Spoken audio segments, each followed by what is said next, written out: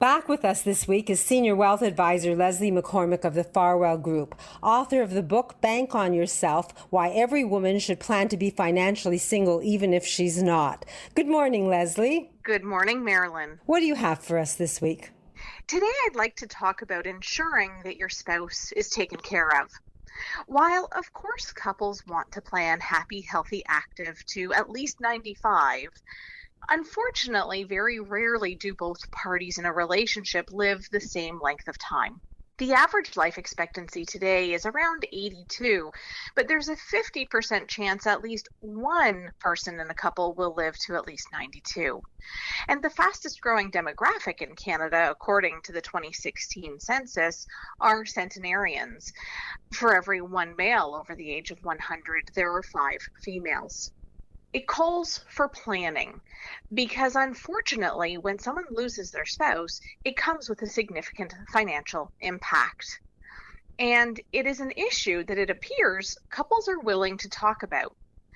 Recent investor research conducted by the Investments and Wealth Institute and Absolute Engagement found that almost 30% of investors surveyed wanted to know more from their advisor about ensuring that my partner or spouse is taken care of should I pass away first.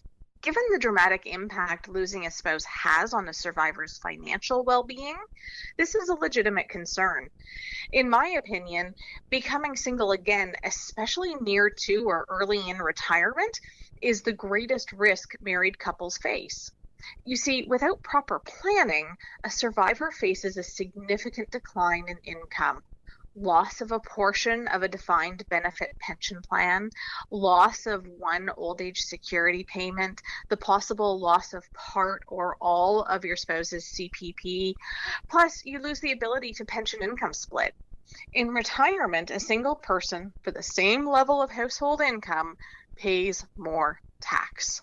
And it puts your own old age security at risk of being clawed back.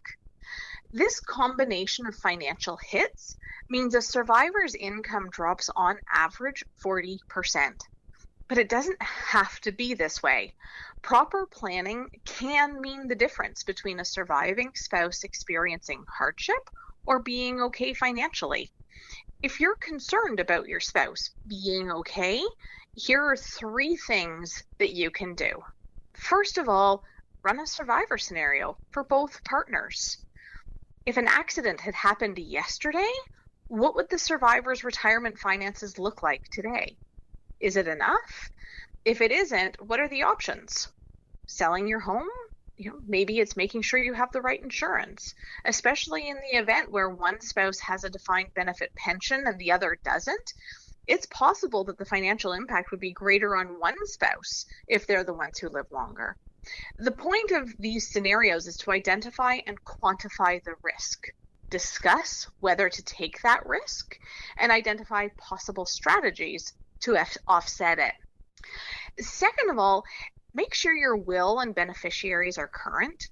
You don't know what you don't know, and sometimes it's possible to have unintended outcomes when it comes to our estate planning. Review your will. Review it together with a legal or estate professional to make sure that what you intend to have happen is what actually would happen with your estate.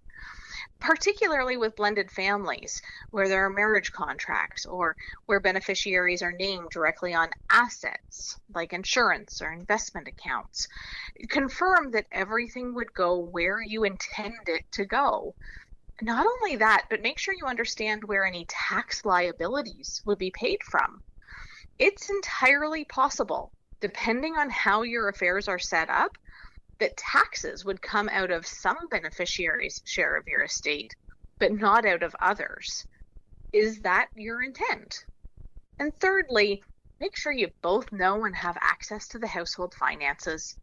One of the most emotionally difficult experiences someone can have in life is the loss of a spouse. We don't want to add financial stress on top of it all. Steps 1 and 2 go a long way to helping, but taking on the entire financial affairs of the household can be overwhelming, particularly if you haven't been involved in it before, or if you don't know where the accounts are or even have access to them. Make sure both of you are informed as to the household finances, are part of the planning and investing conversations, and make sure you have or would have access to them. Remember, this isn't about planning apart from one another, but for one another. That if something should happen to one of you, the other will be okay. If making sure your spouse is taken care of is important to you, take these 3 steps. It'll give you peace of mind that all will be well, so you can get on with enjoying your retirement together. Well, basically, that was giving people confidence. It's something that we can do while we're at home. We can know that we're on good footing and we're looking after one another when we're a couple. And Leslie, I think it was very solid information. If someone wants to talk to you about looking after their partner and making sure that their affairs are in order, how do we reach you? You can give us a call at 416-863-7501. 416-863-7501, the Farwell Group. If you have questions, they have your answers, and they're willing to take the time to sit down with you and review your finances and let you know where you stand. No if-onlys if you ask the questions now and are prepared. Leslie, I look forward to learning more from you next time we speak. I'm always feeling a little more confident about what I'm doing after I hear it. Thank you. Thank you.